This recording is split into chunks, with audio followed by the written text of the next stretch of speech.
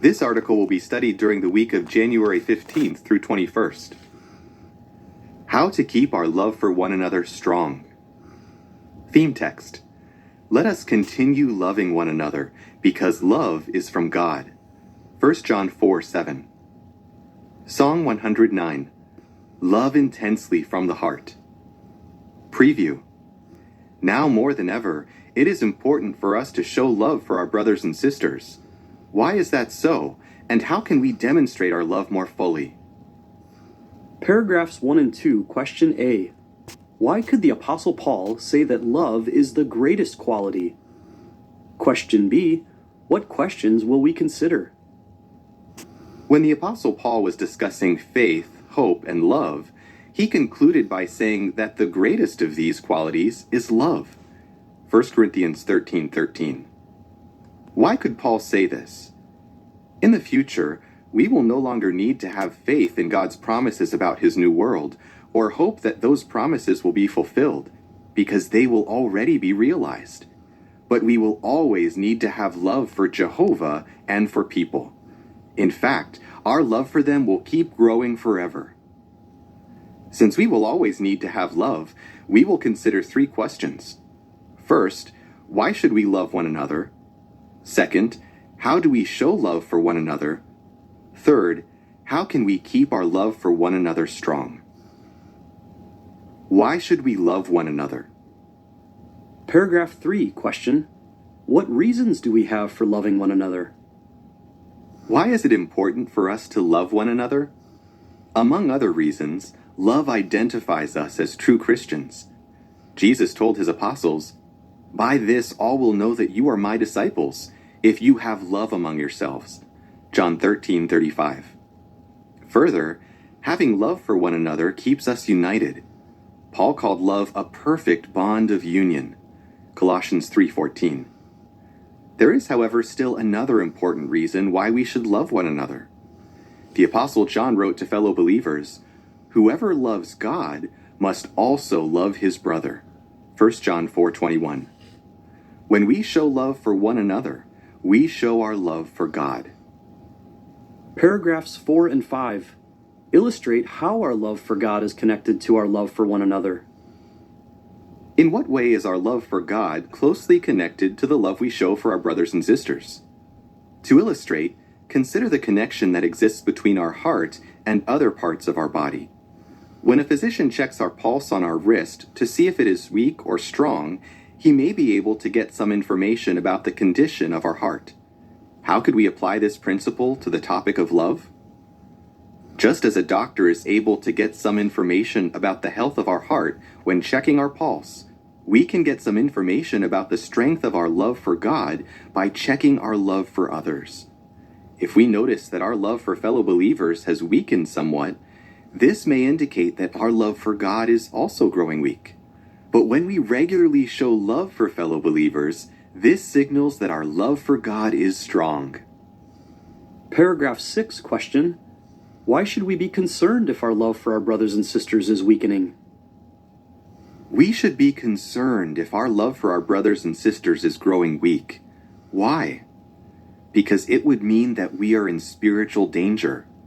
The Apostle John makes that clear when he reminds us, "The one who does not love his brother whom he has seen cannot love God whom he has not seen." 1 John 4:20. What is the lesson for us? Jehovah is pleased with us only if we love one another. 1 John 4:7-9 reads, Beloved ones, let us continue loving one another, because love is from God, and everyone who loves has been born from God and knows God. Whoever does not love has not come to know God, because God is love.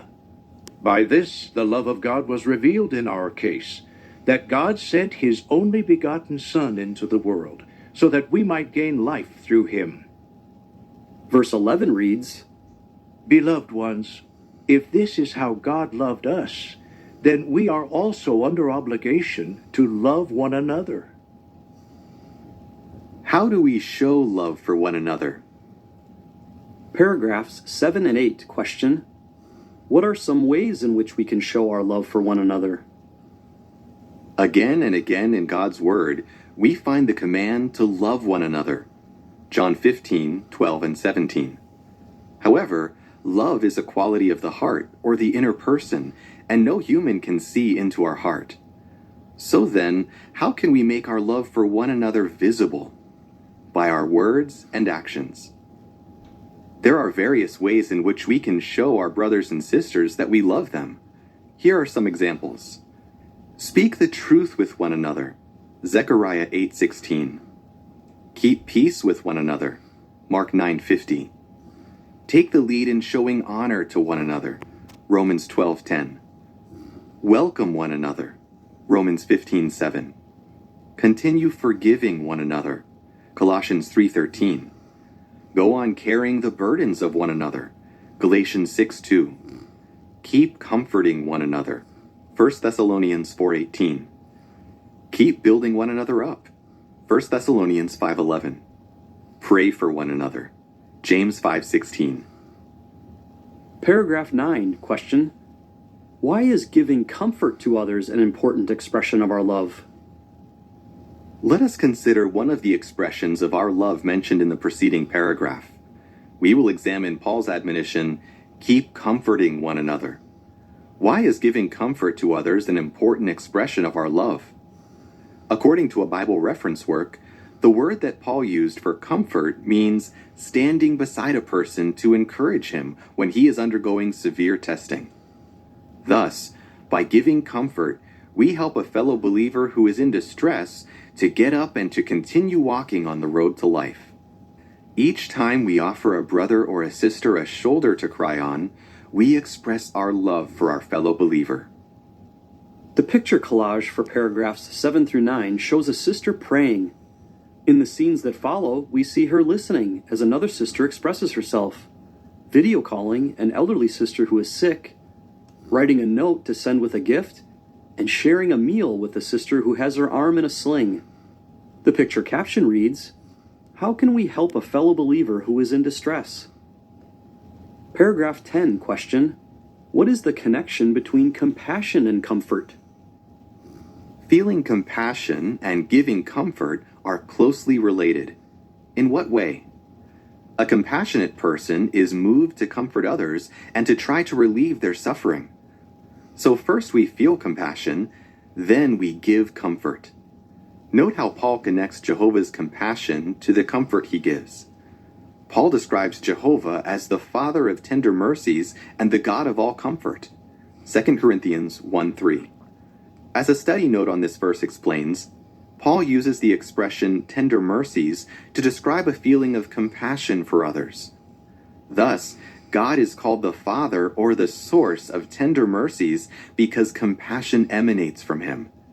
And that compassion moves him to comfort us in all our trials. 2 Corinthians 1:4. Just as pure water flowing from a spring brings refreshment to those who are thirsty, Jehovah brings refreshment and comfort to those who are distressed. How can we imitate Jehovah in feeling compassion and in providing comfort to others? One way we can do so is by cultivating qualities in our heart that are related to giving comfort. What are some of these qualities? Paragraph 11, question. According to Colossians 3:12 and 1 Peter 3:8, what other qualities must we cultivate to maintain the love that moves us to comfort others? What will help us to maintain the love that we need in order to keep comforting one another from day to day? We need to cultivate such tender qualities as fellow feeling, brotherly affection, and kindness. Colossians 3:12 reads, Accordingly, as God's chosen ones, holy and loved, clothe yourselves with the tender affections of compassion, kindness, humility, mildness, and patience. 1 Peter 3:8 reads, Finally, all of you have unity of mind, fellow feeling, brotherly affection, tender compassion, and humility. How will these qualities help us? When feelings of compassion and related qualities become part of our personality, we cannot help but give comfort to those in distress. As Jesus stated, Out of the abundance of the heart, the mouth speaks. The good man out of his good treasure sends out good things. Matthew 12:34 and 35. Giving comfort to our brothers and sisters in need is truly an important way in which we express our love to them. How can we keep our love for one another strong? Paragraph 12, question A. Why do we need to remain alert? Question B. What question will we now consider? We all want to continue loving one another. 1 John 4:7. However, it is important for us to remember that Jesus warned that the love of the greater number would grow cold. Matthew 24:12.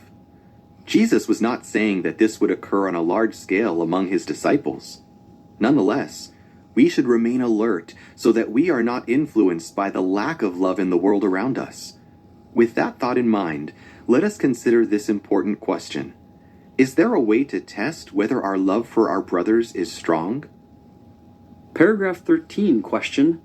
What can put our love to the test? One way to determine the strength of our love is to examine how we handle certain situations in life. One such situation is mentioned by the Apostle Peter. Above all things, have intense love for one another, because love covers a multitude of sins. 1 Peter 4:8. So the weaknesses and imperfections of others can put our love to the test. Paragraph 14, question. According to 1 Peter 4:8, what type of love do we need? Illustrate. Let us take a closer look at Peter's words. The first part of verse 8 describes the type of love we need to have, intense love. The word Peter used for intense literally means stretched out. The second part of the verse describes the effect that intense love can have. It covers the sins of our brothers. We could picture it this way. We grasp our love with both hands, as if it were an extendable piece of fabric, and stretch it out more and more until it covers not one, not two, but a multitude of sins. To cover is a descriptive way of saying to forgive. Just as a piece of fabric can cover a stain, love can cover the weaknesses and imperfections of others. Paragraph 15, question.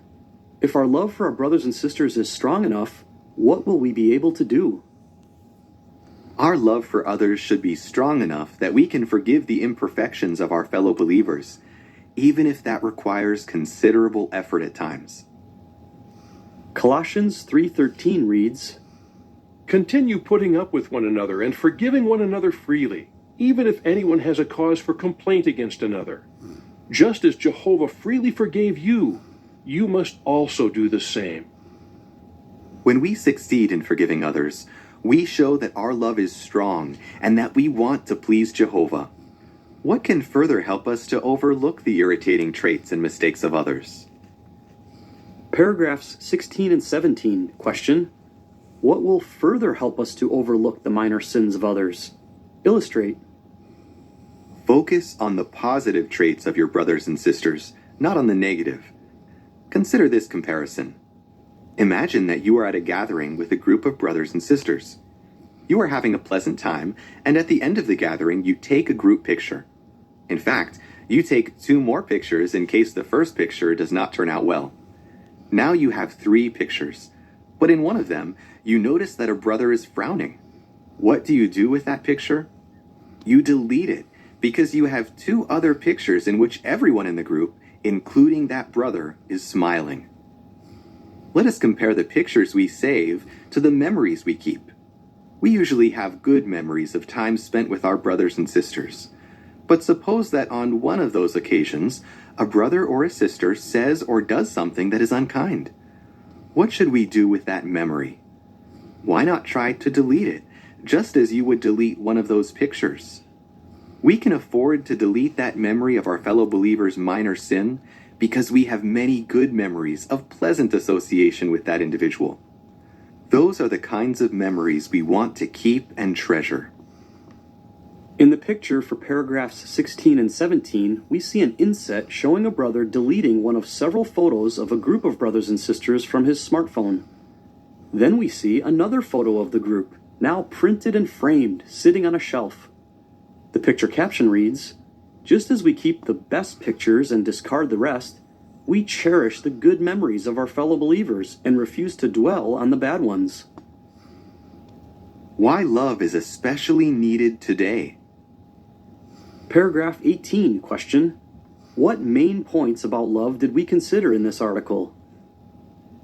Why do we want to keep our love for one another strong?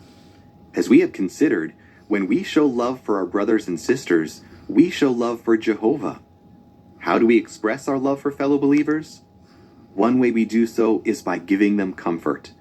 We will be able to keep comforting one another if we are moved by compassion. How can we keep our love for one another strong? By doing our utmost to forgive the mistakes of others. Paragraph 19, question: Why is it especially important today to show love for one another?